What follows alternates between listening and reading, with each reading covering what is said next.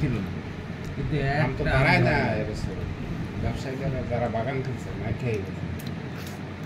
একটা আম ঘরে নিয়ে গেছে। গত বছর তো হয়েছিল কয়টা, এবছর একটা আম, এবছর হয়েছে আবার আসবো কাছে